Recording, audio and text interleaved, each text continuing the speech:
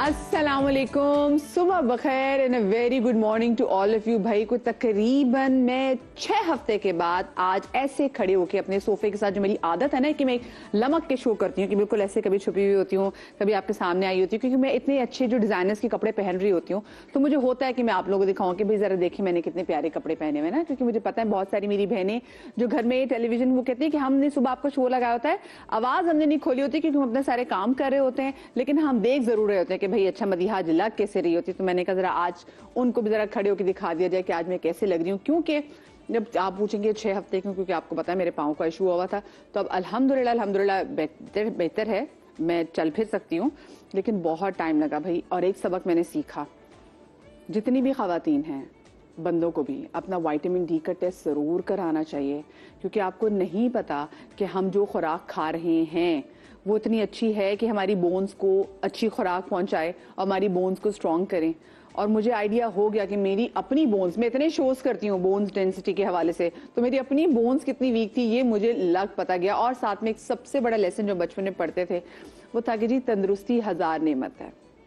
तो वही बात है भाई, तंदुरुस्ती 1000 नेमत है। और जरा सी आपको कभी जिंदगी में चोट लग जाए ना, कि भी आपकी उंगली का कट आ जाए, उंगली आपके सही काम ना कर रही हो, पाँव पे आपकी चोट आ जाए, मोच आ जाए, तो आपको तब अंदाजा होता है कि भाई अल्लाह पाक की कितनी आप पे नेमतों और रहमतों की बरसात है जिसका आप शुक्रिया अदा करना भूल जाते हैं। और जब मैं नेमत और रहमतों के हवाले से बात करती हूँ तो भाई अच्छे मेहमान भी किसी नेमत से और किसी रहमत से कम नहीं होते। कभी कभी हमारे शो में ऐसे गेस्ट आते हैं जो कि आपको इतनी सीख देते हैं, इतनी पॉजिटिव एनर्जी के साथ आते हैं कि यकीन माने हम मंडे के दिन का इंतखाब इसलिए करते हैं कि मंडे को हमारे पास अच्छा जबरदस्त जो हमारे गेस्ट आते हैं वो अपनी जो पॉजिटिव एनर्जी लेकर आते हैं आपके शो में, लिटरली आप वो पॉजिटिव एनर्जी पूरे हफ्ते जो है वो चलाते हैं। और आज की जो मेरी 2 खवातीन मेहमान गेस्ट हैं भाई, ये ऐसे हैं जो कि बादे मुखालिफ की तरफ जाते हैं। ये उनका एक ट्रेडमार्क भी है। वो कहते हैं ना वॉकिंग अगेंस्ट द विंड। ये बड़े कम लोग होते हैं, बड़े गिने चुने लोग होते हैं, उनका अपना एक बड़ा स्ट्रांग ऑरा होता है। वो जो काम करते हैं उनकी कोशिश होती है वो मुख्तलिफ काम करें, और उनके ये मुख्तलिफ काम ही उनको लोगों में मुख्तलिफ दिखाता है। ये 2 खवातीन जो आज मेरे शो में आ रही हैं, इनकी अपनी लीग है, इनका किसी से कोई मुकाबला नहीं है। इनका मुकाबला है तो इनका मुकाबला अपने आप से, और अपने आप से मुकाबला भी है कि इनको अच्छे से अच्छा काम लोगों तक पहुंचाना है। एक जो खातून सेलिब्रिटी मेरे शो में आ रही हैं, 90s की दिहाई में दिलबाजी के नाम से बहुत मशहूर भी हुई थी, और बड़े लोगों ने, पूरे पाकिस्तान ने अगर मैं कहूँ कि उनको अपना दिल दे दिया था तो बिल्कुल गलत नहीं है। और जो दूसरी सेलिब्रिटी गेस्ट आज मेरे साथ शो में मौजूद हैं वो हैं कि जिनको देख के लोग गाना गाते थे कि मुझे तुमसे हो गया है प्यार, अब क्या करूं। पहचान तो आप गए होंगे। तो जनाब मेरे साथ शो में मौजूद हैं आमिना खान और फराक। अस्सलाम वालेकुम। वालेकुम अस्सलाम। Pretty girls, good morning and welcome to my show. Thank you so much. इतना अच्छा लग रहा है आप दोनों को देख के, क्योंकि हम फराक को बहुत ऐसे जा रहे हमारे शो में, और आमिना के पीछे भी हम लगे हुए थे, और शुक्र है इन्होंने ड्रामा भी कर लिया तो हमने देख भी लिया कि आमिना को स्क्रीन पे इतने अरसे के बाद हम खुश, दिल हमारा कहते ना खुश हो गया कि या अल्लाह शुक्र है साड़ी आमिना वापस स्क्रीन पे आ गई है। कैसी है? ठीक है, बिल्कुल ठीक। वैसे इतना टाइम क्यों लगाया मुझे ये बताएं? I was directing the whole time, पता ही नहीं चलता था कि दिन कब हुआ रात कब हुई, वक्त कब गुजर गया। लेकिन जो वो देखना चाहते थे उनके लिए तो आप पीछे ही थी ना, पर्दे स्क्रीन से पीछे थी, तो हमें तो पता नहीं है कि आमना क्या करी। हमें तो लगा कि भाई वो खूबसूरत सी है ना, हल्की क्या कहते हैं, कंची आंखों वाली लड़की गायब हो गई है। अच्छा मुझे बताएं, सबसे पहला सवाल मेरा आप दोनों से ये, क्योंकि जैसे मैंने अपने इंट्रोडक्शन में भी कहा कि आप दोनों ने डिफरेंट काम किया, जैसे मॉर्निंग शोज में भी आपने डिफरेंट काम किया, आपने डायरेक्शन में, वो जो डॉक्टर बिल्ला जिसके बाद जो डायरेक्शन सारी और उसके बाद जो वीडियो शोज थे, कितना मुख्तलिफ और कितना मुश्किल होता है एक रूटीन से हट के काम करना। देखने वालों को शायद लगता है कि वो रूटीन से हटके, लेकिन जो कर रहा होता है, अगर आप वो कर रहे हैं जो आप हैं, तो फिर आपके लिए वो डिफरेंट भी नहीं होता और डिफिकल्ट भी नहीं होता। ना तो वो मुख्तलिफ होता है ना वो मुश्किल होता है, क्योंकि आप वो कर रहे होते हैं जो आप होते हैं। सो मेरे लिए तो मैंने तो अपनी तरफ से ना कभी मुख्तलिफ होने की कोशिश की, ना कभी कुछ ऐसा करने की कोशिश की जो कि मुझे लगा कि मेरे लिए करना मुमकिन नहीं है। I was doing what I love the most, I was doing what I think I could do. So मेरे लिए तो it was like as if I'm talking to you. So it was talking to everyone on camera. So इसलिए मेरे लिए इसमें ना तो कोई चैलेंज था ना ही कोई एफर्ट थी. एफर्ट यानी कि बाकी इसलिए बहुत चीजें लगती भी थी, एफर्टलेस नजर भी आती थी. अब ना आपने इतने डिफरेंट कॉन्सेप्ट्स लेकर आई आप, आपके लिए मतलब ये गिफ्टेड था या फिर आसानी से लोगों ने भी एक्सेप्ट कर लिया था, सब चीजें हो गई थी? नहीं, आसानी से एक्सेप्ट तो नहीं किया था, बट आप कोई चीज़ में बिलीव करते हैं, आप करते रहते हैं तो लोग खुद ही एक्सेप्ट कर लेते हैं, ना भी करें तो उसमें क्या फ़र्क पड़ता है. बट आपने जैसे कहा कि डिफरेंट डिलिबरेटली नहीं किया. कई बार ऐसे होता है कि क्योंकि मैं टीवी कमर्शियल्स डायरेक्ट करती हूँ तो वहाँ पे बाय डिफ़ॉल्ट हर चीज़ एक दूसरे से फ़र्क होगी. जो आपने पहले बनाया वो आप अब दोबारा नहीं बनाएंगे. हर दफ़ा आपको एक नया वर्ल्ड क्रिएट करना है, हर दफ़ा आपको एक नई कॉन्सेप्ट के साथ, नए एनवायरनमेंट के साथ काम करना है. तो उसमें आपको डिफरेंट बनना है हर दफ़ा. यू नो, विजुअली आपको डिफरेंट, आपको लोगों को कुछ नई चीज़ दिखानी है.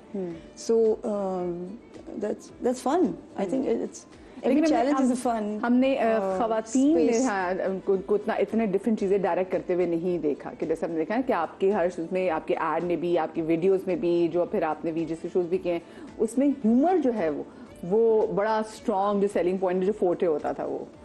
बिल्कुल. हाँ, वो कुछ चीज़ें आपको ज़्यादा हिट करती हैं अंदर से, मज़ा आता है आपको करने में. So comedy and action is something that I really like to do. और बनाने में भी मज़ा आता है वो. बट जॉनरास मैंने तो हर तरह के बनाए हैं. लाइक आप family, lifestyle, food films, car films, इसी तरह आपके बट ऐसे films, I mean TV commercial films, वो अभी दूसरी वाली नहीं. And all kinds of, even a little bit of horror. तो हर जॉनरा की अपनी एक डिमांड होती है, अपनी एक उसकी रिक्वायरमेंट होती है. वो उसकी you have to give it its due. अच्छा, भी आपने हॉरर की बात की. पाकिस्तान में ना डिफरेंट जॉनरास में मुझे लगता है ज़रा काम नहीं होता. आपको लगता है कि हॉरर में भी बड़ी है स्पेस? अगर जी बिल्कुल स्पेस तो है.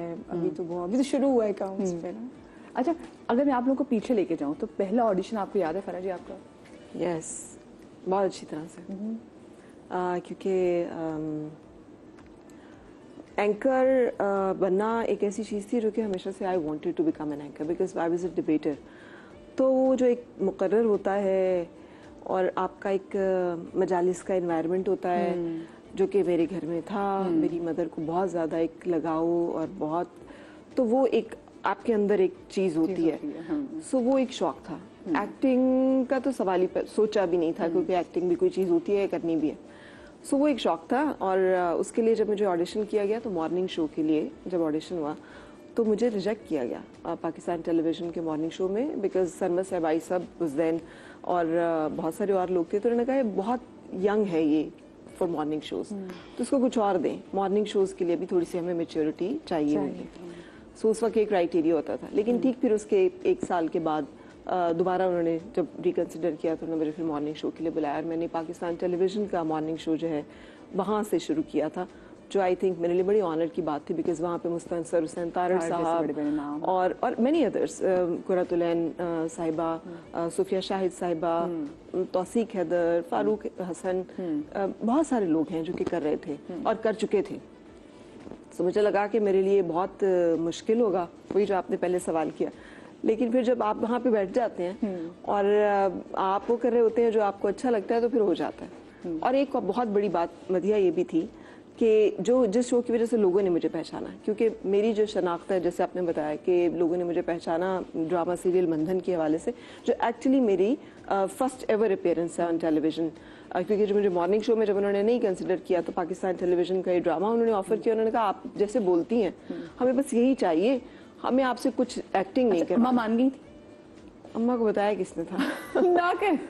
हाँ, मैं कराची में पढ़ रही थी, सिंध मेडिकल कॉलेज में, JPMC में, और छुट्टियाँ थी तो मैं छुट्टियों पे गई थी. मैंने तारिक मिराज साहब अप्रोच कि ये एक बस 10-15 दिन का रिकॉर्डिंग है तो आप भी कर लें. तो उन दिनों में मैं ज़रा बैकग्राउंड वॉइसेस किया करती थी. नज़ीर उड़ाइफ साहब की ऑडियो विजुअल कंपनी होती थी, तो वहाँ से they saw me and they said कि देखिए रोल जो है ना ये बस आपने करना है.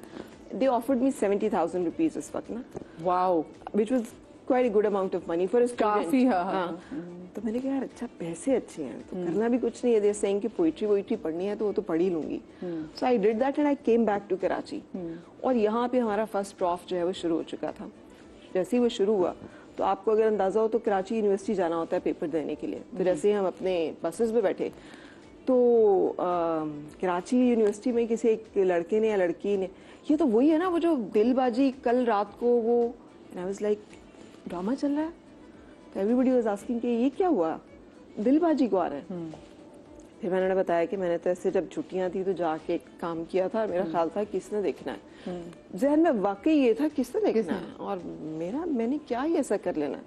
सो आई नेवर थॉट कि इसे पसंद किया जाएगा या सराहा जाएगा या लोग मुझे पहचानेंगे या मेरा कोई नाम होगा. ये तो प्लान ही नहीं था. सो जो हुआ वो but that was part of his plan कि कैसे और पैसे भी अच्छे मिल गए. तो बड़ी पहला मुझे कैसे बंदा मिले जिसने बताया कि उस टाइम पे पैसे अच्छे मिले. हाँ मैंने क्योंकि पैसों के लिए किया था. द ओनली इंसेंटिव वाज कि यार पैसे अच्छे मिल रहे हैं सो लेट्स डू इट. क्या किया था उन पैसों का? कपड़े, buying air ticket from my own pocket. अम्मा मुझे देती थी ट्रेन के टिकट के पैसे टू कम्यूट इस्लामाबाद से कराची आने के लिए. सो मैंने कहा यार मैं अपने पैसों से एयर टिकट खरीदूंगी और कपड़े खरीदूंगी और जूते खरीदूंगी. एंड देन JPMC होता था उसके बिल्कुल रोड के एंड पे हॉलीडे इन होता था उस वक्त. सो मैं अपनी सारी क्लास फेलोज को ले जाके तो हम जाके तो कोल्ड कॉफी पिया करते थे. And I used to be a student who has money. So I think store ही और होती है ना ऐसे स्टूडेंट फ्रेंड्स की जिन जो जॉब कर रहे होते थे ना और वो उनके पास पैसे होते थे. आपको आपका पहला ऑडिशन याद है? बिल्कुल याद. But that was way back. बहुत पहले. Like I've done a lot of theatre. तो वहाँ पे भी इसका हुआ है. but for TV कोई वैसे ऑडिशन नहीं हुआ. People saw me doing theatre तो वो वहाँ से मुझे कनेक्ट मिल गया. but एक दफा जैसे आपने बताया ना PTV के टाइम पे they called and they wanted to मतलब कोई शो का होस्ट के लिए. तो उन्होंने ऑडिशन के लिए बुलाया और वहाँ पे वो इतना अंकल माहौल था. अजीब मतलब कर तो दिया हमने, मैंने भी और एक और मेरे साथ कोई होस्ट पे थे जो भी मुझे बुलाए थे. तो वो कर तो दिया थोड़ा सा माइक ठीक करे. हाँ ताकि वो ऑडिशन कर तो दिया लेकिन वो हमें लगा नहीं कि हम पास करेंगे वो इस तरह का ऑडिशन. तो वो खैर दे कॉल्ड अस और आपको तो बड़े अच्छे पैसे शुरू में मिले. जनरली PTV के पास उस टाइम पे वो देते थे कोई 2000 रुपीज का चेक आपके पास आएगा. बहुत ही कोई तोप अगर आया तो and it will arrive at your home. बहुत अलग सा वो सेटअप था. And then NTM started. तो that's where we actually launched from in a way.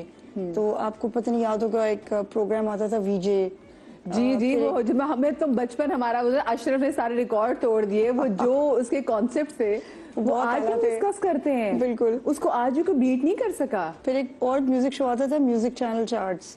तो ये दो मैं एंकर करते थे. फिर इसी में मैंने एडिट पे काम शुरू किया. इसी के दौरान हम म्यूजिक वीडियोस भी शूट करते थे. उसी के दौरान फिर ऐसा ऐसा डायरेक्शन में भी आए. And then we did some sitcoms, we did some plays और उसमें खुद एक्टिंग भी हम कर रहे होते थे. बाकी सब चीजें भी कर रहे होते थे. घर वालों को होता था कि भाई ये क्या मोस्टली जो टेलीविजन पे काम कर रहे थे लोग ये कह रहे थे हवाई रोजी. तो घर वाले ऐसे क्यों कहते थे कि ये क्या हवाई रोजी? इनको ये नहीं था कि मेरी इंजीनियरिंग में चीज कर लो, मेडिकल कर लो, कुछ ऐसा कर लो.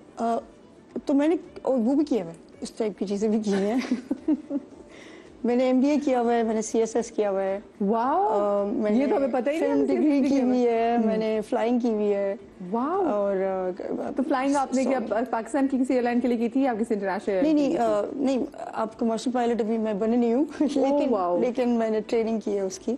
तो वो आप एक प्राइवेट सेटअप के साथ करते हैं. ये लड़की फारिग नहीं बैठी ख़वातीन हज़रात, ये लड़की लगी रही.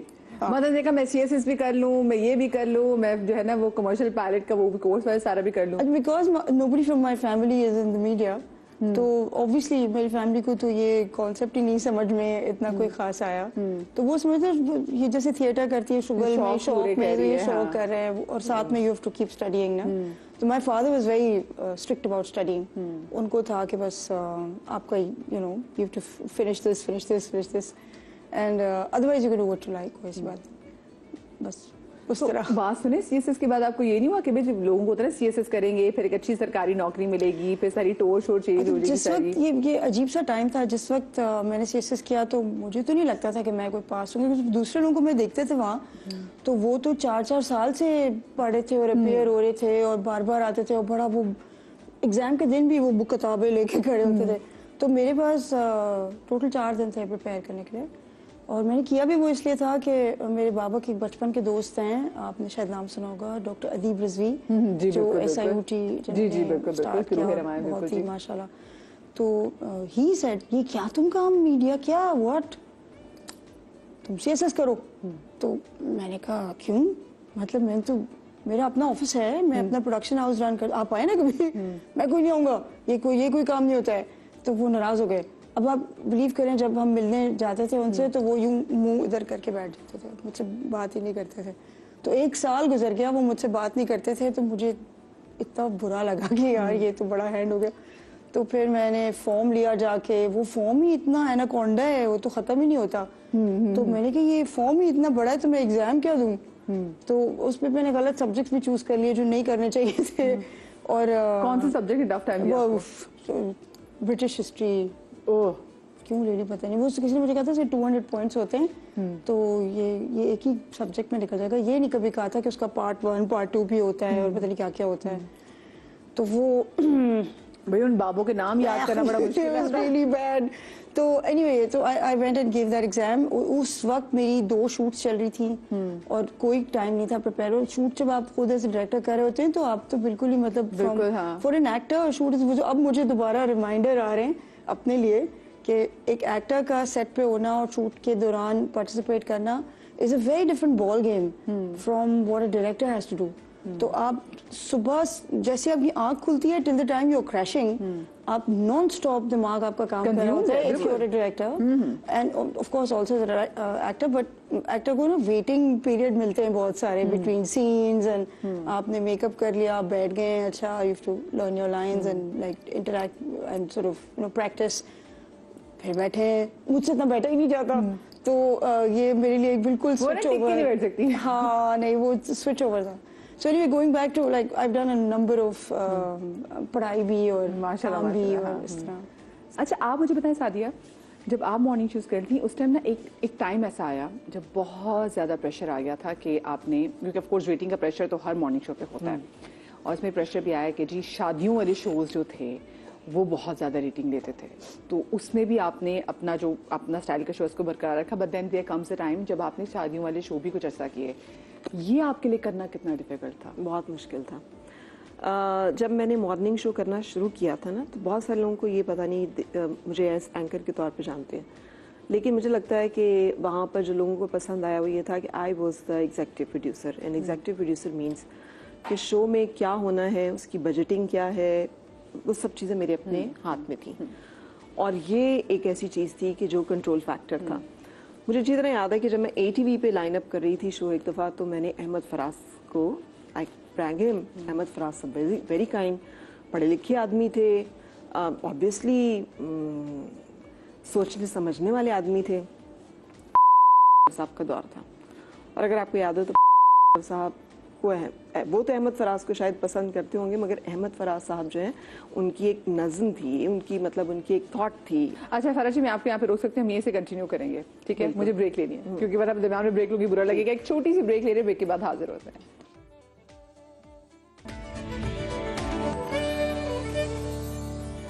Welcome back after the break. Faraz Saadi और आमिना खान आज मेरे साथ शो में मौजूद। और ब्रेक पर जाने से पहले मैंने फराज जी से पूछा था कि भाई बड़े तो डिफरेंट शो करती थी, पर उसके बाद शादी वाले शोज जब इनको करने पड़े वो कितने मुश्किल थे। और आप बता रही थी कि आपने शो की एग्जीक्यूटिव प्रोड्यूसर भी थी, जो कि ऑफ कोर्स सब चीजें देख रहा होता है। तो अहमद फराज साहब को मैंने बुला लिया। अहमद फराज साहब, और मैं बहुत खुश, मेरे लिए तो आई मीन मेरे एक hero, somebody I admired right from the day first। मैं शायरी से मुझे लगाव था। अहमद फराज साहब जो हैं वो किसको पसंद नहीं थे। सो मैंने तो अपनी तरफ से एक तीर मारा था कि मुझे तो कहा जाएगा शाबाश अहमद फराज साहब आ रहे। लेकिन रात को कोई 10 बजे के करीब मुझे मेरे चेयरमैन का कॉल आई, ये तुमने क्या किया है? मैंने कहा जी क्या किया? तुमने अहमद फराज को बुला लिया है, तुम्हें पता है? मैंने कहा जी मुझे सब पता है, साहब की गवर्नमेंट है। तो मैंने कहा सर कुछ नहीं होगा। नहीं नहीं लाइव है। मैंने कहा कुछ नहीं होगा, अगर कुछ हुआ मेरा चैनल बंद हो जाएगा। मैंने कहा जी लेट मी डू इट, अगर कुछ हुआ आप मुझे निकाल दीजिएगा, you have the right to do it. हाँ, लेकिन वो मुल्क के एक बहुत मोतबर आवाज है एक, हाँ, और वो मुल्क के प्रेसिडेंट। आई डोंट थिंक कि जो आप समझ रहे हैं मामला उस स्टेज तक उतरेगा। सो इस तरह के प्रेशर्स में काम किया, जिसकी वजह से द ATV का जो मॉर्निंग शो है उसको लोगों ने पसंद किया, मेरा ख्याल है। मेरा उसमें कोई कमाल नहीं था, कमाल सिर्फ ये था कि मेरे ऊपर लोगों की डिक्टेशन नहीं चल रही थी। Now comes to the second phase, जब मुझे उन्होंने कहा कि जी अब आपको लाहौर मूव करना है। अच्छा, मेरे लिए गलत फैसला था हर लिहाज से। मैं इस्लामाबाद रहती थी, मेरे बच्चे वहाँ पढ़ते थे, मेरे पेरेंट्स वहाँ थे, मैं सिंगल पेरेंट थी, मुझे एक सपोर्ट सिस्टम सारा वहाँ था। But I was sort of forced to move to Lahore ना। जब मैंने नहीं एक्सेप्ट किया था, they double the package, which is always a good incentive. तो आई सेड ओके ठीक है, लेकिन मैं इसे अपनी तरह से करूँगी। वो उन्होंने उस वक्त तो ओके ओके ओके कर दिया। पीछे आ जाते हैं इस तरह की सब ना बताएं। नहीं नहीं इतना नहीं था। I was never getting the kind of amount आजकल मॉर्निंग शोज के लोग ले रहे हैं। It was never that much. News and we are tax filer, so there is nothing जो हमारे पास, हमें तो पहले टैक्स काटते हैं और बाद में चेक मिलते हैं। सो देयर इज नथिंग जो कि एक्स्ट्रा मींस से आ रहा हो। और जी जवाब लाहौर लाहौर अब जनाब आहिस्ता आहिस्ता वही रेटिंग और आहिस्ता आहिस्ता वही सब कुछ। सो मेरे लिए इतना टॉर्चर था कि जब मैं शो करके ऑफ होती थी तो मैं जब चेंज करना है मेरे को बताना, तो I use to lock the door for good 1 or 2 hours and sit quietly कि यार। और फिर एक टाइम आया जब पता चला कि हमारे एक और चैनल से एक डांस शोज होना शुरू हुए, एंड डांस शोज की रेटिंग आप बीट नहीं कर सकते। सो मुझे कहा गया कि डांस शो करना है, तो मैंने कहा मैं नहीं कर सकती। आपने मुझसे कमिट किया था कि ये सब कुछ नहीं होगा। दिस वॉज द ओनली जैसे कहना चाहिए शर्त जिसके ऊपर मैंने एग्री किया था कि मैं जाके करूँगी। डांस शो करना है या करवाना है, आई एम नॉट सुटेबल। ये बहुत अच्छा जॉब होगा सब कुछ, मुझे आता नहीं है। मैं वही काम कर सकती हूँ जो मुझे आता है। So there was a rift. अब उन्होंने कहा जी करना है, तो मुझे अच्छी तरह से याद है कि मैंने उस वक्त कहा कि मुझे रिटन में ही ऑर्डर दे, राइट मी डाउन कि एज एन ऑर्डर कि you have to produce the dance show as executive producer. Anchor तो बात ही नहीं कर सकता ना, एंकर को तो बेचारे को कह देते हैं आपने ही करना है, आपके ही मेहमान है। the producer can decide कि I am doing it or not. So it was the producer who took stand. और मैंने कहा नहीं, give me the written order ताकि कल को जब पैमरा मुझे बुलाएगा या कोई मुझे क्वेश्चन करेगा, at least I can show this order कि जी this is। तो उन्होंने मुझे डांस शो से मेरी जान छूटी। मगर शादियों में भी मैंने कम से कम इतना किया कि द रियल गर्ल्स, असल लड़कियां थी जो कि ज़रूरतमंद फैमिलीज, हमने उन्हें पिक किया। हमने उनके लिए एक मुनासिब जो शो का कॉस्ट आती थी, हमने उन्हें वाकई में जहेज दिया, हमने उन्हें वाकई में पैसे दिए। और वो जो कुछ शादियां हैं वो थी। And then there were some others जिसमें कि हमने मैरिड कपल्स को ऑलरेडी बुलाया और उनसे बातें की, उनकी शादियां नहीं की, लेकिन उनको बिठा के तो उनसे हमने इस तरह के शोज किए। But it was tough. हाँ टफ तो बिल्कुल। मुझे बताएं आपके लिए दोबारा से भी स्क्रीन पे आना कितना रफ था, क्योंकि एक अरसे से मैं जैसे शुरू में भी बात करी थी ना, गायब थी, फिर आपने जमा तकसीम, आजकल आपका जो ड्रामा है ये बड़ा जबरदस्त जनाब हिट जा रहा है, एवरीबॉडी इज डिस्कसिंग इट। हाँ मुझे उस वक्त जब मैंने स्टार्ट किया था दोबारा, ये तो इतना आइडिया नहीं था कि ये एकदम से इतने सारे लोग, I thought it's another you know saas bahu drama, कितने कोई लोग देख लेंगे।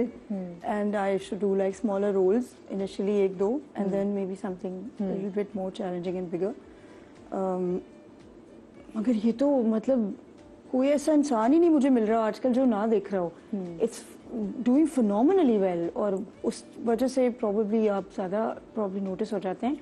No credit to me, but I think the cast is fantastic, the director is fantastic. Ali Hassan has done a fabulous job.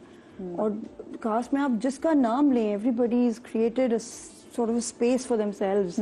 और इतना उनका defined, you know, persona, defined role, character लिखा बहुत अच्छा है। सरवत ने बहुत प्यारा लिखा हुआ है। Obviously for somebody like me, मैं बहुत सादी वाली उर्दू बोलती हूँ, तो most of it was easy, but there were certain words in the middle जो थोड़े मुश्किल मुझे लगते थे।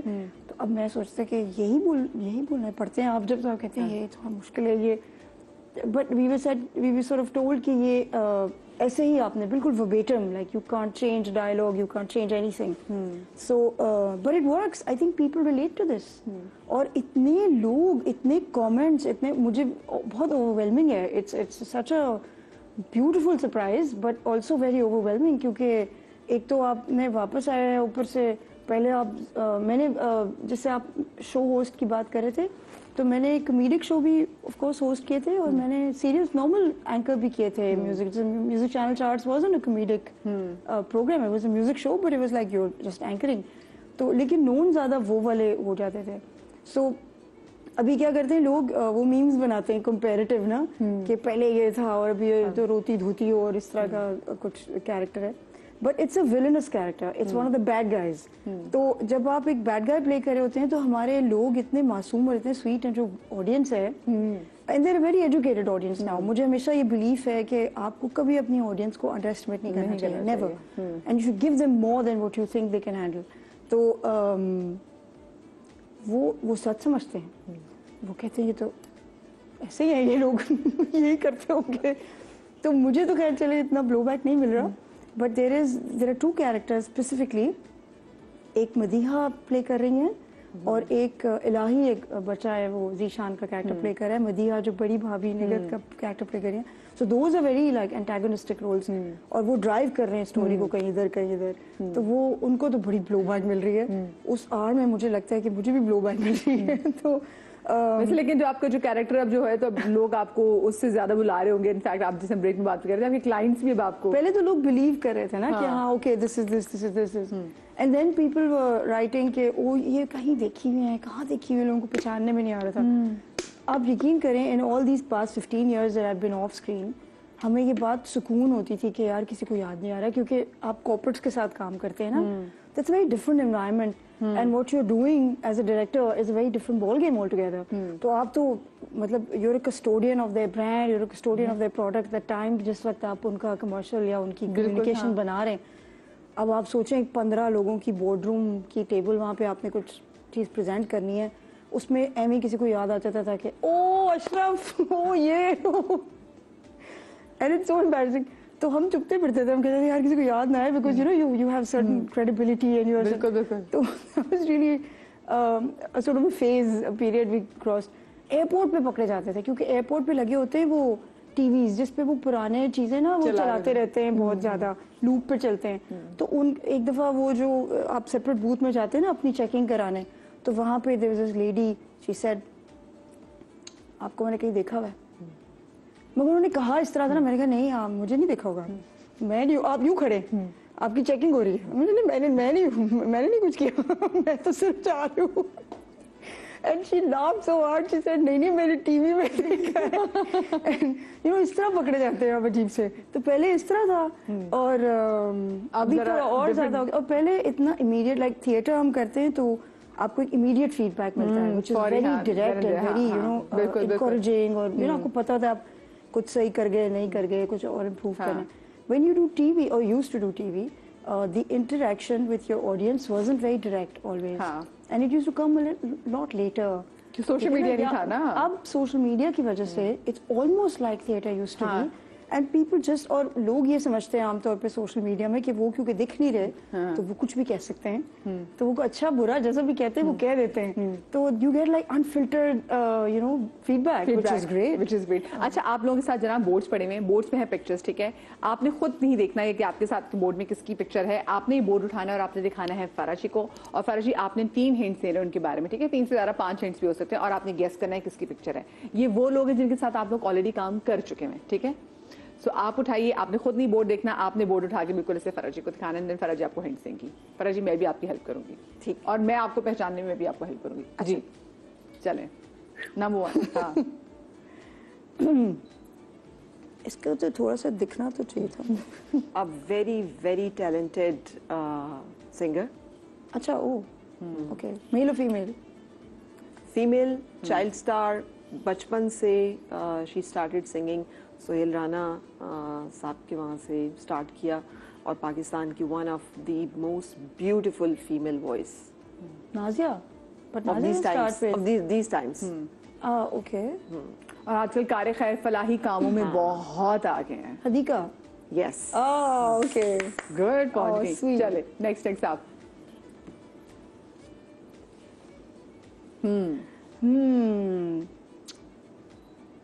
Performer, and she's really improved herself over a period of time. Film star है। Film star. रीमा। ओए होए होए। Girl, जबरदस्त जबरदस्त। Rima, next I must. Rima is a commendable Mashallah. Yes. lady. Yes. No doubt. No doubt. थोड़ी सी cheating कर सकते हैं। नहीं जी। She's an artist. अच्छा। On screen. On screen, one of the leading artists of these days. और मदिया आप बताएं। जी जी female artist हैं। इनके जो हस्बैंड हैं वो बहुत ज़बरदस्त थिएटर स्टार हैं। अच्छा। और पिछले दिनों उनका एक ड्रामा था जो थिएटर का प्ले था, वो उन्होंने इस्लामाबाद में भी किया, लाहौर में भी किया, कराची में किया, बहुत हिट किया उनका। यस। अच्छा, इकरा का तारुफ Oh, I launched her, by the way. हाँ मैं हाँ I launched her. gorgeous. Oh wow! Yeah. She's out of several people जिनके नाम आपको बताऊंगी कभी। हाँ अच्छा she's Iqra one of them मैं did इनके very हिंट्स well. दे रहे थे ना, तो इकरा की अपनी बड़ी पहचान है। मैं फिर बहुत ड्रामा से बहुत अच्छी नहीं हूँ, बट इकरा हस्बैंड के थ्रू मुझे लगा कि जल्दी पहुंच जाएंगी। हाँ जी। Anchor, like a morning Morning show anchor, host. Morning but show. also professional otherwise.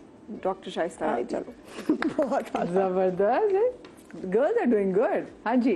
Girls are generally doing good. good. हाँ So a very talented actor and comedian, Male, female. male. अच्छा। Singer भी Singer भी हैं। हैं। आपने इनके साथ काम भी किया हुआ है। Okay. Actor and director. Actor, director, singer, director भी हैं। वीडियोस, म्यूजिक वीडियोस डायरेक्ट की हुए हैं। And a very seasoned. और आपकी इनके साथ एक म्यूजिक वीडियो तो बहुत ही मशहूर है। और हिलेरियसली इन्होंने मेरे ख्याल एक्टिंग जब जवान। इन्होंने की। हाँ। Yes. Okay. जी जी जी नेक्स्ट। अच्छा, मदिया का जो क्यू है ना, आई थिंक दैट इज मैं हेल्प कर रही हूँ ना, हाँ। मैं आप लोग का हेल्प कर रही हूँ इसलिए। Get it done, ji. get it done. She's also doing fantastically on screen. और बहुत जल्दी इसने पिकअप किया है। She's married to somebody who's also worked with us. And जो हमने इंट्रोडक्शन देखा था उसमें colloquial, हाँ, तकलीफ थी, हाँ। बहुत ही जो कहते हैं ना ऑन स्ट्रीट्स के वर्ड से शायद हाँ। कोई याद है। अभी Street shows अभी बहुत किए रिसेंटली एक प्ले में बहुत एलिगेंट और बहुत स्मार्टली ड्रेस्ड कैरेक्टर इन्होंने किया है। अच्छा पहले बहुत इनके ही हस्बैंड recent आए थे, और- पहले इनके हाँ। हस्बैंड क्यों करते थे, इनकी जब शादी हुई तो ये अपनी शादी के बाद बाद आई she हैं, started हाँ। working. ओके। हिरामानी। यस जबरदस्त। एक्चुअली हिरा मेरे शो में व्हेन शी गॉट मैरिड, तो हिरा और मानी दोनों आए थे और I was interviewing husband and wife, और मैंने उस वक्त हिरा से कहा था, मैंने कहा आपका कोई एक्टिंग का प्लान है? नहीं नहीं नहीं, मेरा तो बिल्कुल कोई प्लान। शुरू में नहीं था बिल्कुल। और मैंने से कहा, मैंने कहा Hira one day you will act She was and you Mani's will act fan. well. And then She was Mani's fan. She had 3 brothers. Mani की जान निकलती थी इनके साथ interact शुरू में before the शादी and कि कहीं पिटी जाऊंगा. But look how phenomenally she's grown she's and doing mashallah great, she's done fantastically well. Yes, ना? because माशाल्लाह। she was an artist, I हाँ। think. हाँ, deep down inside. अच्छा जी। जी। ये तो इसको वो तो टूट प्लास्टर गया, भी वो लगा है आपकी तरह। ये जनाब ये देखिए क्योंकि बोझ ही ना Phenomenal person, I think. अच्छा। आपकी जॉनरा में जब बात ये होती मेरा जॉनरा कौन सा है? द टीवी कमर्शियल्स, और खास तौर पे द टीवी कमर्शियल्स जो कि विट एंड सटायर एंड अच्छा। Humour, the actual satire and humour, अच्छा। I admire him a lot. So he is पहले कॉमेडियन से शुरू किया and then he is an director as well, TV commercial. और इन्हीं के हमनाम एक बहुत बड़े एक्टर भी हैं। फैसल कुरैशी। Of course. जी जल्दी से, हाँ 30 सेकंड में जल्दी करते हैं जी। Oh, phenomenal actor and a genuine human being. बहुत ही बेहतरीन इंसान. Very tall. और सीनियर आर्टिस्ट इसमें चले जाते हैं और मोस्टली हाँ। जिस भी वो बड़ी एज ग्रुप में भी चलेंगे प्रोटैगनिस्ट का रोल यही कर रहे होते हैं usually. He is the one. और आजकल इनका एक ड्रामा बड़ा हिट भी चल रहा है, बिल्कुल नया नया आया है, बट हर जगह एवरीबॉडी अभी थोड़ी टॉकिंग देर अबाउट पहले इट। एक the lady singer that we just guest, उनके साथ भी बहुत अच्छा बड़ा प्ले इनका, बहुत ही अलमशहूर। नुमान जास। यस, नुमान एजाज, जबरदस्त। चलिए जी, मैं जल्दी से यहाँ पे क्विक ब्रेक ले रही हूँ, ब्रेक के बाद हाजिर होते हैं क्योंकि ऑफ कोर्स हेडलाइंस हैं, ब्रेक के बाद मिलते हैं। Welcome back after the break. Farah Sadia और आमना जी मेरे साथ मौजूद है जनाब इस कॉफी टेबल पे। कॉफी टेबल पे आपको पता है कि हम अपना सेगमेंट करते हैं दिल की बात, जो कि मुझे सेगमेंट कम और लगता है कि जी जिंदगी गुफ्तगू के इस सेगमेंट से मैं बहुत कुछ सीखती हूँ। आई एम श्योर आप लोग भी आज के सेगमेंट से बहुत कुछ सीखेंगे। तो जनाब सीधा हाथ उठाइए, ओत लीजिए कि जो कहूंगी दिल से कहूंगी, इसके अलावा कुछ नहीं कहूँगी। मैंने तो सारी जिंदगी यही किया है। तो जो कहूंगी सच कहूँ, दिल से कहूंगी। तो उधर बैठ के भी हम सच ही बोल रहे थे। हाँ दिल से, हाँ बस ये कि मार्जिन नहीं ना कि आपने दो तो निकलना है। हाँ अच्छा, डायरेक्ट जवाब मेरा। वहाँ से भाग सकते थे जी, वो ऑप्शन ही नहीं बताया। बहुत पहले जगह ना आप- भाई, इससे उससे उठने में टाइम लगता है। इसकी चीज जी, जी, वो तो। चले जी, चले जी, बिस्मिल्लाह करते हैं। और पहला सवाल आप दोनों से है कि आपके ख्याल में उम्र का वो कौन सा हिस्सा है जब आपके फैसले आपकी पूरी जिंदगी पर असर अंदाज होते हैं? हमेशा, every moment the choices we make they make और ब्रेक अस। जिंदगी का वो कोई भी उम्र हो, कोई भी एक दिन का, एक सेकंड में आप फैसला करते हैं आपने सिग्नल तोड़ना है, और वही वो सेकंड होता है जो डिसाइसिव हो जाता है। एक सेकंड में आप ये फैसला करते हैं कि मैंने कॉस्मेटिक सर्जरी करानी है, और वही गलत होता है। So the choices we make every time. I fully endorse that. I completely agree. मैं कहूँगी कि इन्होंने इतनी बड़ी और इतनी अच्छी बात कर दी है कि उसके आगे कुछ और कहना बिल्कुल फजूल है। Age is just a number. मुझे तो कभी ये नहीं लगता कि मैं कोई 13 साल से ज़्यादा बड़े हुए कभी। But every single moment you have to live for that moment, तो वही डिफाइनिंग मोमेंट होता है। मुझे लगता है age is a blessing. I mean not many people get the opportunity to get old and to enjoy कि इस phase में आना कि आप अपने आप को देख सकें पीछे और आप कहें ओह माय गॉड क्या गलत किया क्या सही किया। आई मीन मुझे लगता है ये अल्लाह ताला आपको ये मौका दे दे कि आप अपने आप को देख सकें और आप अपने आप की करेक्शन कर सकें, इससे बड़ी ब्लेसिंग और कोई बहुत बड़ी जिंदगी का साथी चुनते हुए किन बातों को अहमियत देनी चाहिए जिसके बारे में आम तौर पर लोग सोचते नहीं हैं? ये भी यही जवाब दे सकते हैं। दोनों ने जवाब दिया किया ही नहीं कोई साथी चूज। हाँ, क्यों नहीं किया जी? मैं इस पे ये पूछूंगी। हाँ, मेरा ख्याल है कि इससे कोई फर्क नहीं पड़ता, आप जितने भी सियाने बन जाएं एंड पे आपका नसीब है। Man proposes God disposes. कौन नहीं चाहता, कौन अपनी तरफ से अच्छा नहीं चाहता, या आजकल अच्छे women के लिए also कोशिश नहीं propose. करता। सो आई थिंक इंसान के हाथ में इतना कुछ नहीं है जितना हम समझते हैं। बात बड़ी अच्छी की इन्होंने, मैन प्रपोजेस गॉड डिस्पोजेस। आजकल women also propose. हाँ, अच्छी डिफरेंट चीजें भी होनी चाहिए। अच्छा, आपने वैसे क्यों नहीं ये फैसला लिया, ये बताएं। मैं खुश हूँ ना, तो आप मुझे खुश नहीं देखना चाहते। हाँ, लेकिन बहुत सी चीजें जो आप लोगों में देखती हैं कि हाँ भाई ये चीज लोगों को शादी करते हुए जरूर देखनी चाहिए, वो क्या चीजें हैं?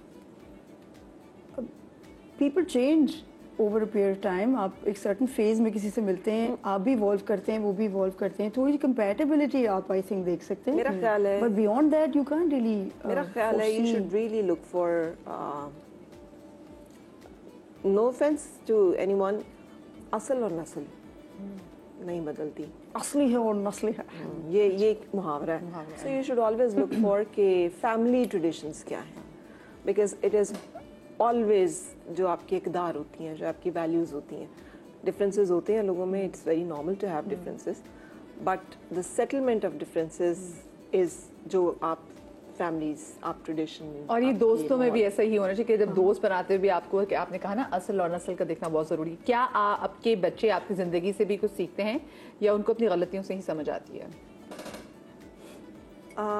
अपनी गलतियों से, क्योंकि मेरे बच्चे वो समझते हैं कि I made a lot of mistakes, so I am not trustworthy. I think ये एक प्राइस है जो आप पे करते हैं जब आपकी ज़िंदगी जो एक बहुत खुली किताब की तरह होती है और उस पर हर एक कमेंट कर सकता है और बात कर सकता है, तो the first thing you lose is कि आपके बच्चे जो है ना वो they stop looking upon you, they start looking at you. हम अपने माँ बाप को हमेशा ऐसे देखते थे कि इतना हमारे डिस्क्लोजर नहीं बच्चे- था असल में माँ बाप, अब ये थोड़ा सा जनरेशन हमारे बच्चे हमें यूं देखते हैं, बल्कि मुझे लगता है हमारे बच्चे हमें यूं देखते हैं, उन्हें लगता है कि they are more aware, informed, and obviously people like us who are in media, who are very expose, तो फिर मुझे लगता है कि वो अपनी गलतियों से also I think you're a different generation of parenthood, और आपके पेरेंट्स का जो जनरेशन है वो डिफरेंट जनरेशन ऑफ थोड़ा सा पेरेंटहुड था उधर. We didn't know so much about our parents lives generally, you know, except the decisions they were being imposed on us at times, you know, कि भई ये हमें तो अब करना है, बाकी करना है, समझ करना आती है कि लेकिन अच्छा अब वो अम्मा बच्चे अब्बा की लड़ाई dictate थी। कर रहे हैं. हाँ, अच्छा, तो आपको लगता है कि तो हमारा ज़ाबन स्लो था. हमारे साथ तो आपने जेंजी में से मिलेनियल्स में कितना फर्क देखा इस मामले को लेके? मेरे पास तो जैसे इंटर्न्स आते हैं, मेरे दोस्तों के बच्चे हैं, जब मेरी तो बड़ी दोस्ती हो जाती है, मैं तो वीडियो गेम्स खेलती हूँ, तो मुझे तो कोई डिफरेंस नहीं फील होता है इतना. But I do feel that negatives तो बहुत सारे लोग पॉइंट करते रहते हैं, कुछ टाइम्स में मैंने भी किए हैं कि मतलब बहुत ओवर स्मार्ट हैं, हार्ड वर्किंग नहीं है, उनको शॉर्टकट चाहिए, ये सब कहते हैं. बट आई फील पॉजिटिव्स भी उनके बहुत मजे के हैं और बहुत ज़्यादा हैं. Like they have their priorities right. Unbelievable. उस एज में हम सारे जो है ना, हम उस तरह नहीं क्यूड थे, हम ऐसे नहीं सोचते थे. मुझे लगता है the best point is they are not fake. तो we were They are also fake, original. ऐसी बात तो है नहीं. नहीं, हम लेकिन अपने वालिदैन के तहत शरीफ बच्चे भी बन जाते थे, अच्छे हाँ, भी वो होने जब की भी कोशिश मेहमान आते हैं करते तो थे। आप आपसे अच्छा कोई बच्चा ही नहीं हो सकता. और बाहर जाके आप नोटीनेस इतनी कर रहे होते हैं कि हर बात पे डांटे पड़ रही लेकिन होती जैसे है. आपने कहा ना, उनको पता है कि हाँ भी ये चीज मुझे नहीं चाहिए, ठीक है, अगर रिलेशनशिप में भी हाँ, तो they're very they will move matter on. of fact, they're हाँ, very matter of they're fact, clear, and plus हाँ. उनकी प्रायोरिटीज बड़ी कमाल हैं. लाइक वर्क लाइफ बैलेंस जो इन बच्चों के माइंड में डेवलप हो गया है खुद ही से. ऑल्दो इनका कितना को एक्सपोजर है, हमारा बहुत ज्यादा एक्सपोजर. हम तो बाहर साइकिल चलाते के गिर गिर के घुटने तोड़ के आते थे, तो ये तो बाहर ही नहीं निकलते. ये तो अपने उसमें ही देख लेते हैं, कोई टिकटॉक पे किसी ने साइकिल चलाई. You know? कितने मजे की बात कही आपने. अच्छा, क्या आप कारमा पे यकीन रखती हैं? Absolutely. Absolutely. What goes around comes around. और karma तो चले हमने किसको बज वर्ड है तुम कहते हैं. एज मुस्लिम वी बिलीव हम जो करेंगे हमें उसकी सजा मिलेगी या जजा मिलेगी. There is no other way. Either you will be rewarded और you will be accountable, punished. So this is karma. ये karma ही तो है. तो हमारा तो बिलीफ ही यही है कि कुछ भी हम जो करेंगे वो ऐसा नहीं है कि जो will fizzle out. It will stay there, wait for you and then hit you. हाँ, ये यूनिवर्स आपको वापस करती है. हाँ जी. True, yeah, absolutely. अपनी पूरी जिंदगी को अगर एक गाने की सूरत में उसका इजहार करना चाहे तो वो कौन सा होगा? इसका पहले जवाब दें. कोई एक गाना जो आपकी पूरी जिंदगी को डिस्क्राइब कर सकता है. Okay.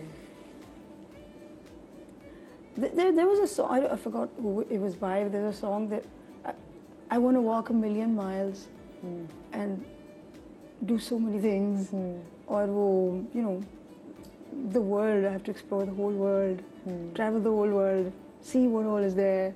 इस तरह का कुछ lyrics का मतलब उसका इस तरह का है. There's an English song that I really feel is like, it hits home for me. It's about me. Walk a million miles. Walk a million. आप बताइए. जिंदगी प्यार का गीत है, इसे हर दिल को गाना पड़ेगा. ये तो बड़ी शायराना सी है यार. ये तो कमाल, मतलब बड़ी प्रोफाउंड बातें करती है. आपके साथ कभी कोई ऐसा वाकया पेश आया है कि आपने किसी शख्स को जो समझा हो वो उसके बरक्स निकला हो? लो जी. ऑलवेज. कई बार. Which I think is not such a bad thing also. हर चीज़ कोई नेगेटिव या गलत नहीं होती. आपने सीखना होता है. Every single day of your life you learn, you grow. तो कभी आपकी असेसमेंट ऑन पॉइंट होती है, आमतौर पे होती है. आपका अंदर से ना आपका गट बताता है आपको, तो वो यूजुअली ठीक होती है वो चीज़. And eventually that person does show that colour जो आपको गट बता रहा होता है. आप उसको डिनाई कर रहे होते हैं कि नहीं, you have to always see somebody in a positive light, कि आप हमेशा कहें कि जी कोई क्योंकि आप देखना बुरा चाहते नहीं हैं. है, अच्छा है, और आप उसी तरह लेके चलें. लेकिन कभी कभी फ्लेवर दूसरे भी दिखते हैं. हम भी बुरे होंगे, आई एम श्योर. आपने कहा हर दफा. हाँ, क्योंकि मुझे लगता है कि लोग बहुत अच्छे होते हैं. हर इंसान बहुत अच्छा है. हर इंसान की कोशिश भी होती है अच्छा होने की. मुझे लगता नहीं कि कोई भी जानबूझकर कुछ करता होगा. और वही जो आपने बात की कि धोखा हम खुद को खुद देते हैं, कोई हमें नहीं देता. कोई हमें दे नहीं सकता. until and unless आप allow हम आंखें ना बंद कर लें. So it is never anybody else's mistake. It is always our mistake. कि हम perceive कुछ और कर रहे हैं या हमने misjudge कर लिया, हमने कुछ और समझा. लेकिन मुझे लगता है कि इंसान जो है बहुत प्यारे होते हैं, इसीलिए तो अशरफुल मखलूक़ात हैं. They have the ability to change any time. They can become आप वो चेंज एनी टाइम, ये खौफनाक सी बात भी है नहीं कि खौफनाक भी है, खौफनाक भी है कि एकदम अगर That's what I'm change saying, they can turn either लेकिन which way. लेकिन आप देखिए ना कि हिस्ट्री, ह्यूमन हिस्ट्री में शेख अब्दुल कादिर जिलानी का वो वाक़या, पहले जो लोग इफेक्टिव वो कौन थे? जिन्हें लोग डाकू कहते हैं, जिन्हें लोग चोर डाकू कहते हैं. Best होते हैं. बट लुक एट देम कि हाउ डीपली टच दे वर, और क्या टर्न अराउंड है कि पहले जो लोग ईमान लाने वाले हैं वो वही हैं जिनको दुनिया समझती है कि ये तो चोर डाकू हैं.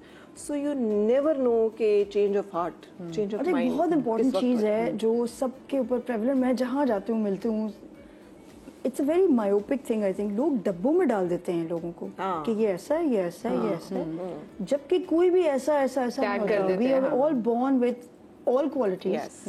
वो हमने कुछ थोड़ी सी अपॉर्चुनिटी मिली तो हमने कुछ बेहतर कर ली, कुछ हमारी रह गई, कुछ आपने या जानबूझ वक्त और के हालात फोकस में, किया, हाँ. वक्त हालात बिल्कुल.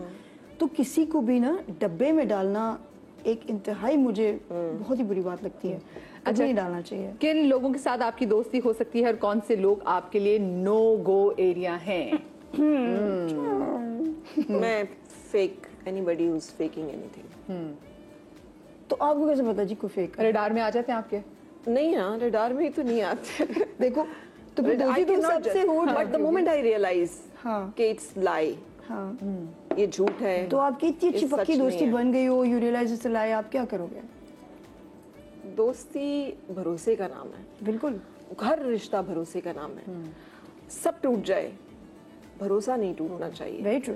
द मोमेंट आपका भरोसा टूटा, आपका इत्मीनान टूटा, एवरीथिंग फिनिशेस.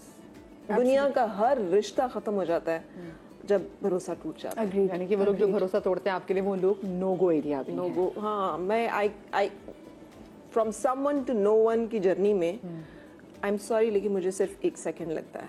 मुझे लगता है कि okay, you are not that person. ठीक है, दैट्स आर्ट. ये चाहिए, ये मुझे भी मास्टर करना हाँ, चाहिए. ये आप जो बताएं. एग्जिट स्ट्रेटजी बड़ी अच्छी हाँ, है. हाँ. तो ये अच्छी नहीं फीलिंग वही है, तकलीफ दे हो लेकिन फिर फीलिंग भी. इधर भी वही है. मगर वो जो एग्जिट स्ट्रेटजी है ना, मुझे कभी कभी एग्जीक्यूट करनी इतनी समझ नहीं आती. आपकी कि किन लोगों से कैसे. दोस्ती नहीं हो सकती? आपके लिए नो गो मेरी तो एरिया. हर एक से दोस्ती हो जाती है.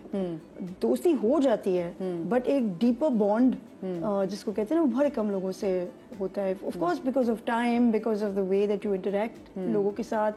इतना बहुत ज़्यादा वक्त अगर कभी मिले तो वो बहुत कम होता है, लेकिन जनरली इतना वक्त नहीं और मिलता. आपने आपके लिए नो गो तो एरिया कौन लोग हैं? नो गो एरिया मुझे बस यही लगता है कि जो एक होता है ना, इम्पोज करते हैं अपने आप को अपने अराउंड बहुत ज्यादा. कंट्रोलिंग जो लोग ज्यादा होते हैं. कंट्रोलिंग तो सब होते हैं टू सम डिग्री. चाहते हैं लोग कि चीजें मेरे ग्रिप में रहेंगे, कंट्रोल में रहें. This is a natural necessary thing for a human. तो वो तो होते हैं, लेकिन जो लोग बस अपने आप को ना, एक 4 लोग बैठे उन पे हावी करना चाहते हैं, मुझे ही सुनते रहे सारे मैं. ये हमारे इंडस्ट्री में बहुत, ये मैं का प्रॉब्लम बहुत ज्यादा है. तो ये आमना के दोस्त नहीं बन सकते. जिंदगी में वो लम्हा कौन सा था जब आपको लगा कि मजबूत होने के अलावा कोई रास्ता नहीं, हालात से लड़ना ही होगा और हार नहीं मानी जा सकती? कोई ऐसा वाकया? मेरा टीवी में आने का वाकया. मैं टेलीविजन में, आई बिलोंग टू फैमिली जहाँ, और वो टाइम वक्त जबकि टीवी में आना किसी भी लड़की का मायूब था. आजकल का टाइम नहीं है जिसमें पेरेंट्स शौक से कहते हैं कि वो हमारी बेटी जो है मीडिया पढ़ रही है क्योंकि इसने टेलीविजन इंडस्ट्री में जाना है. सो वो मेरी अम्मा बीमार हो गई, और मेरी अम्मा इस तरह से बीमार हुई कि हमारी फैमिली में ज़मीन के ऊपर, चूँकि हम जट फैमिली है, ज़मीन के ऊपर तनाज़ा था, और तनाज़ा जो है वो ख़ासा शिद्दत पे था. मेरे अम्मा और अब्बा की एक थोड़े उस पे रिफ्ट था. My mother got sick and I was really unhappy with my father कि he is not there in that moment. So मैंने बहुत सारे लोगों को फ़ोन किया, इंक्लूडिंग माई मामूज, to help for help. As usual nobody showed up. हाँ, तो मुझे अच्छी तरह याद है वो लम्हा जब मैं मतलब बैठी हुई थी CMH में. I signed the documents के अगर कुछ हुआ इनको तो जो रूटीन के साइंस होते हैं. And I arranged the blood for my mother. और उस दिन मैंने ये डिसाइड किया था कि no, weakness is not an option. From this day onwards, I will not look at anybody. I will do whatever it takes to be strong and to work. और ये वो स्टेज थी जिसके बाद मैंने डिक्लेयर किया कि मैं टेलीविज़न, क्योंकि मैं डिबेटर थी. और मोहम्मद रिजवी साहब हमारे टेलीविज़न के एक प्रोड्यूसर थे, वो हमारे एक डिबेटिंग के मुकाबले में आए थे. उन्होंने मुझे कहा था लड़की तुम आना. मुझे उन्होंने टेलीविज़न पे ऑडिशन किया. ठीक है, मुझे उन्होंने रिजेक्ट किया, मगर मुझे बहुत सारी बैकग्राउंड वॉइसेस और इसका मौका मिल गया. And I was earning money. And I was only 17 जब ये हुआ, 17 साल की. और 17 साल की वो लड़की नहीं जो आजकल की बच्ची है. 17 साल की वो लड़की जो एक बहुत क्लोज एनवायरनमेंट में है, जिसका एक्सपोजर वगैरह नहीं है, जो टेलीविज़न को लगा के बस ऐसे दिखती है. So I think it was a big transformation.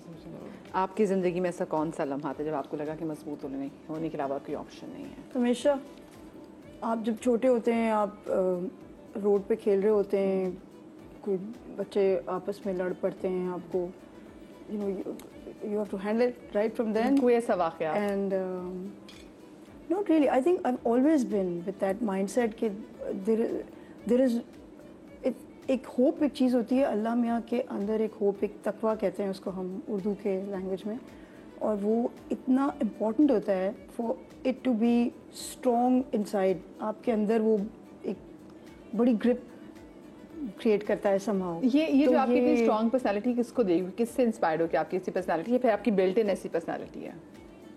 हाँ ऐसी है. मतलब मैं बहुत नोटी होते थे एज अ चाइल्ड. मुझे हर वो चीज़ उल्टी पुल्टी करनी होती थी जिस पे डांटे पड़ती हैं बाद में, और पता भी है गलत है, छुप रहे हैं आप अजीब. जब आप बच्चे हैं, आप क्रॉल करें तो मुझे वो सॉकेट में उंगलियां डालना, तंग आ गए मेरे पेरेंट्स सब बंद बंद करके टेप लगा के.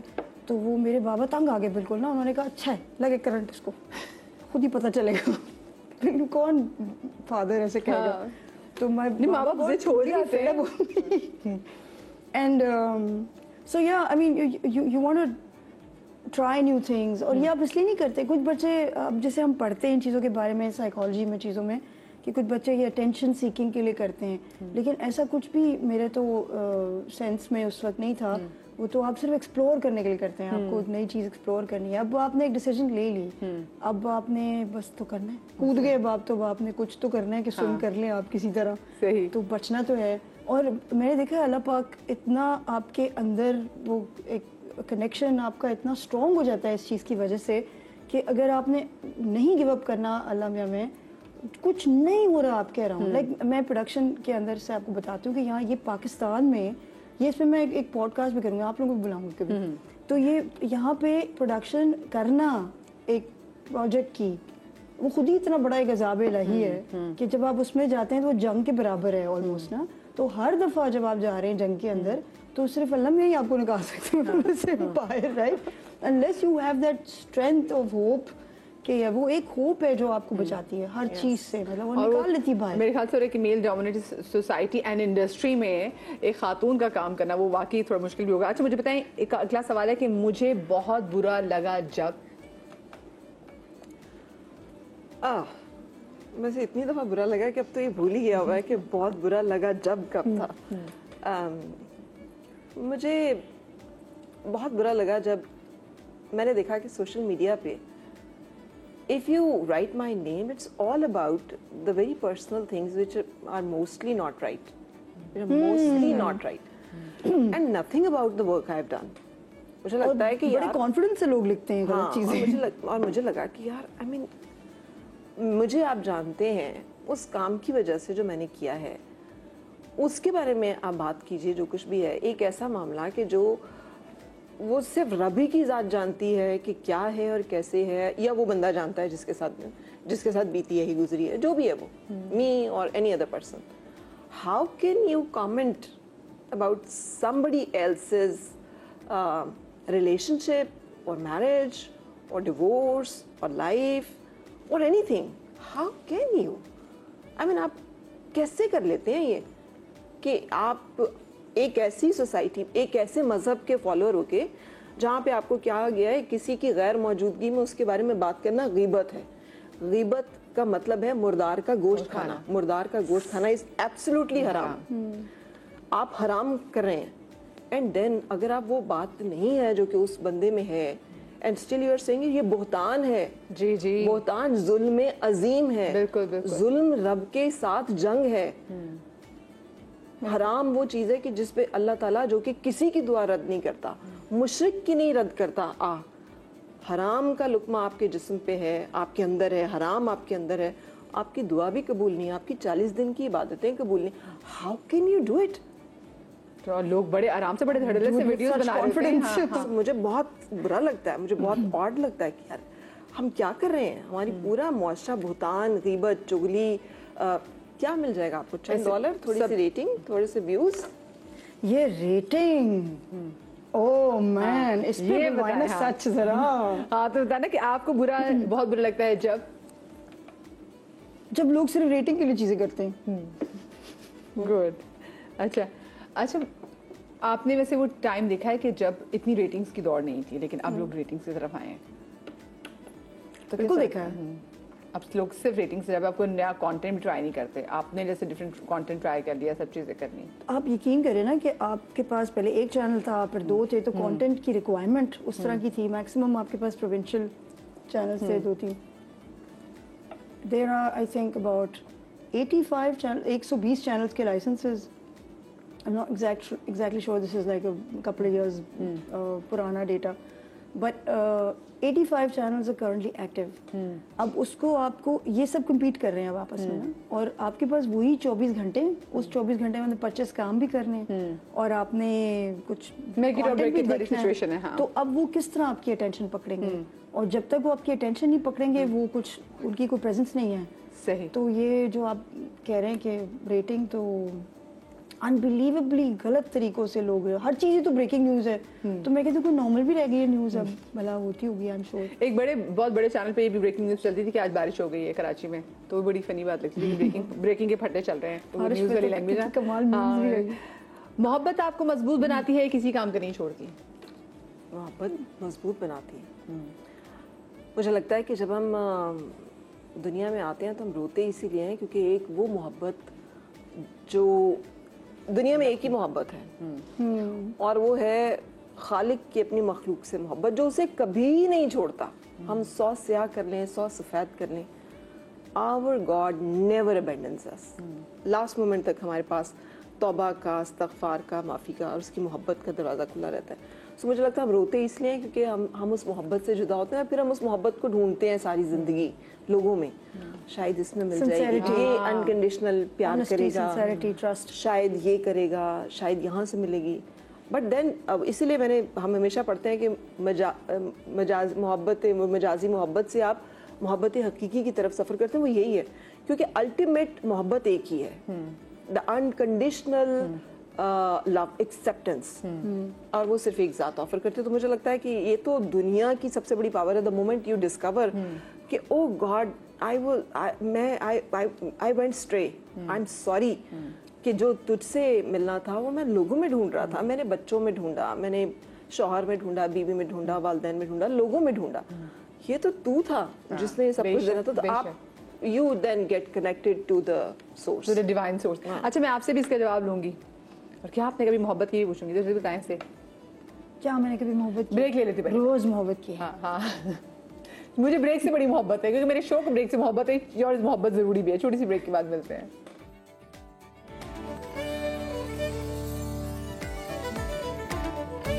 Welcome back after the break. और ब्रेक पर जाने से पहले मेरा जो सवाल था कि मोहब्बत आपको कमजोर कर देती है या मजबूत बनाती है, तो आपने इस पे जवाब नहीं दिया। ये अब तो हम झूठ वाली सोफे पे आ गए। नहीं, कोई झूठ वाले सोफे, आपने टेबल ही चली गई। आपने यही कहा था कि वहां पे बैठ के भी सर बिताई थी। बताएं। जी बिल्कुल, मोहब्बत आपको बहुत स्ट्रॉन्ग बनाती है। क्यों नहीं की आपने या नहीं की, ये बताएं मुझे। मैं बोला ना आपको, वहाँ पे भी सच बोला था, प्रॉमिस। रोज आपको मोहब्बत, every morning you wake up is a new day, तो आपको हर चीज से फिर से मोहब्बत होती है। फिर पूरा दिन गुजरता है, वो फेड हो जाती है थोड़ी कि यार ये क्या हो रहा है आपके अराउंड, अगले दिन फिर हो जाती है। मोहब्बत बताने से बार बार हो सकती है? पता नहीं किसे मोहब्बत कहते हैं लोग। मैंने शादी के बाद मोहब्बत की, शादी मेरी मोहब्बत की थी, मगर मोहब्बत दूसरी तरफ से थी। मैंने शादी की थी because I was in love with the idea of love. मेरे लिए इतना बहुत काफ़ी था कि कोई इंसान मुझे इस काबिल समझता है कि मुझसे प्यार करे। It was a very valuable thing for me. I fall in love with my husband, so and then I am in love with my kids. I love my parents and I love my God now. मुझे लगता है कि ये एक ultimate तो जो ये एक हालांकि इट वाज ऑलवेज देयर, लेकिन पहले मुझे लोगों से उम्मीदें और तवक्कुआत थी, और मुझे किसी से कोई उम्मीद और तवक्को नहीं है।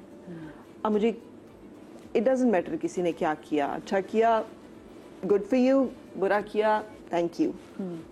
मुझे कोई I have liberated my self from the perpetual misery.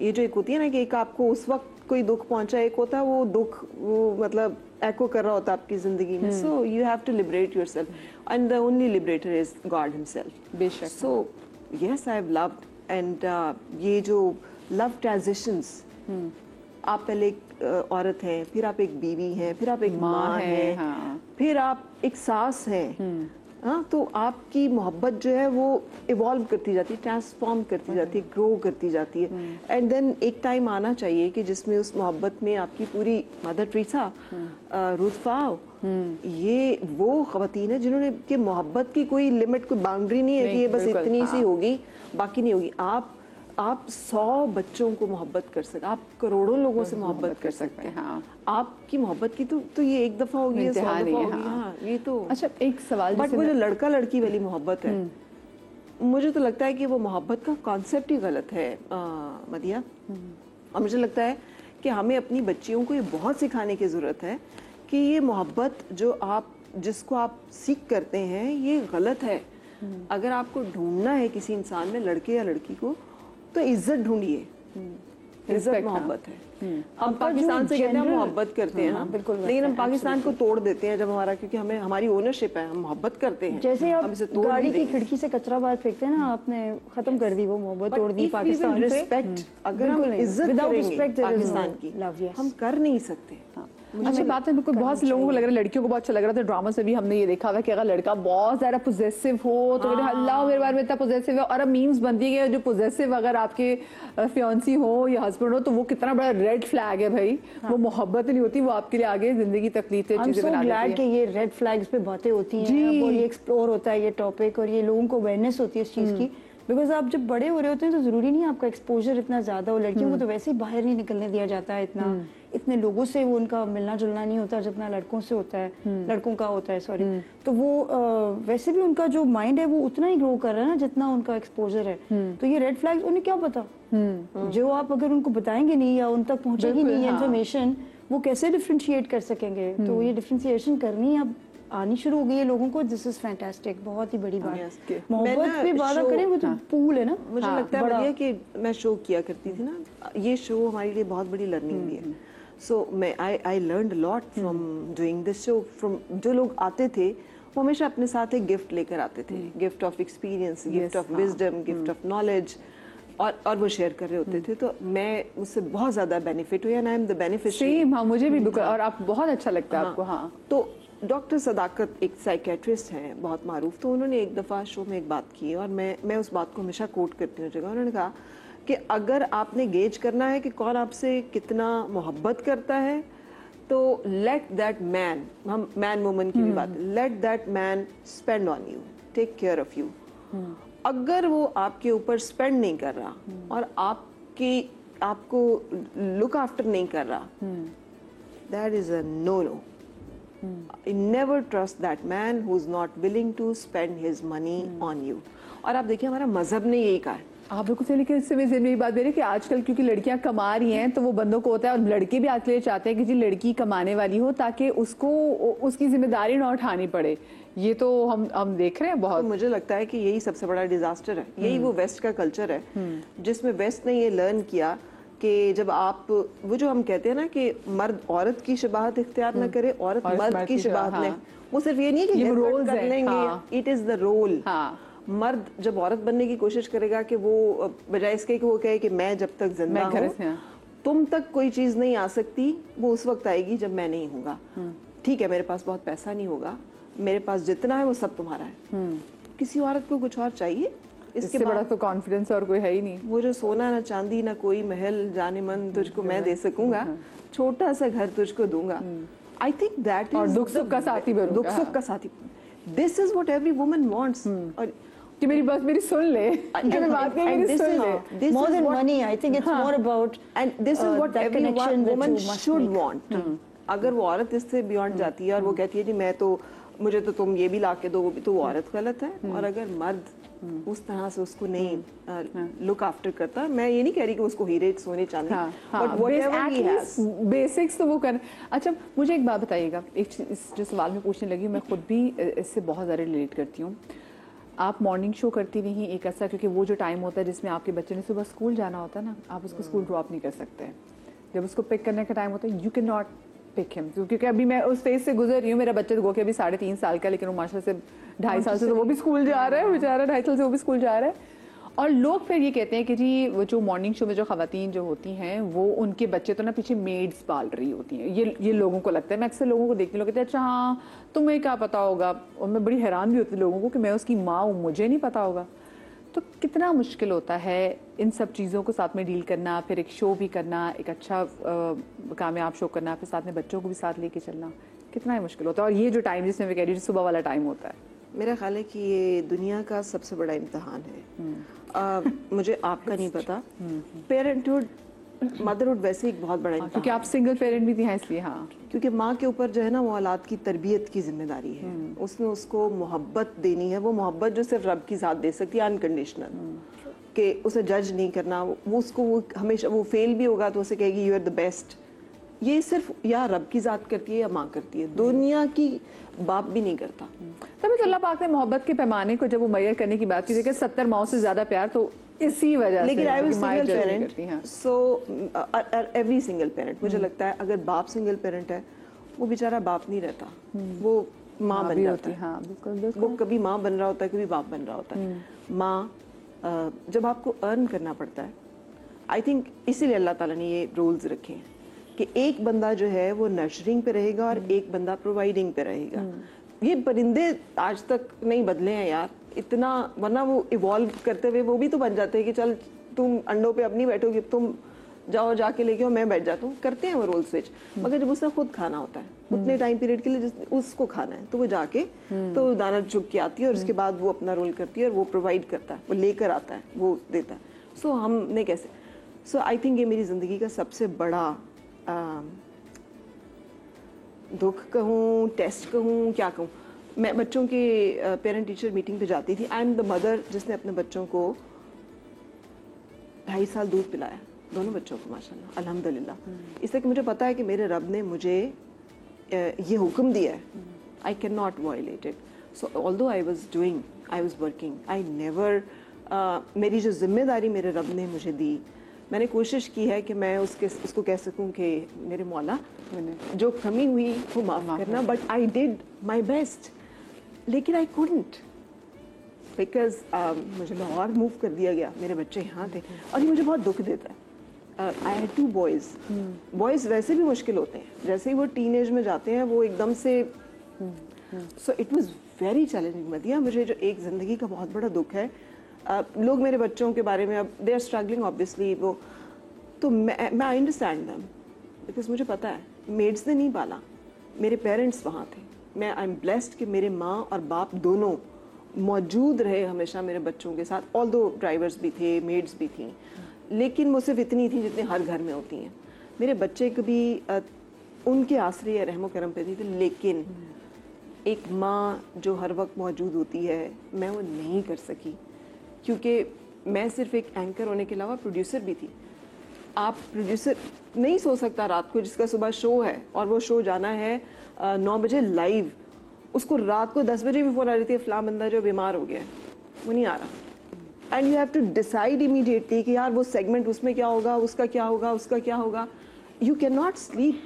सो मैं तो I have spend my life कि मेरा सारी जिंदगी रेसिंग माई माइंड, एंजाइटी, एक केओस, आज का शो हो गया, कल का क्या होगा, आपकी वाली बात, बच्चों के स्कूल का टाइम, ओह 3 बज गए हैं, बच्चे तो स्कूल में हैं, और मैं स्कूल को कॉल कर, देखिए वो बच्चों को बिठाइएगा ज़रा, मैं आ रही हूँ, एंड देन अचानक मीटिंग आ गई, नहीं मार्केटिंग की मीटिंग है, यू हैव टू अटेंड, आप because you are a producer, you are not an anchor, या आप शो करेंगे, आप निकल, मार्केटिंग नहीं, आई हैव टू गो, अरे बीबी आपके मसले ही बहुत हैं, फिर ना किया करिए काम, अच्छा सर ओके मीटिंग, प्लीज बच्चों को रखिएगा, I am coming, so the kind of life toll होता है इसका, बहुत टोल होता है। एंड बच्चे, जब मैं जाती थी स्कूल एम्प्टी है और 2 बच्चे बैठे मेरे सिर्फ, और आज फिर आप लेट हो गई हैं, आई एम सॉरी यार, आई एम सॉरी आई कुडंट। अच्छा मेरा बेटा मुझे कहता है आप हमेशा लेट हो जाती हैं, आप हमेशा ही लेट करती हैं, मैंने कहा हाँ यार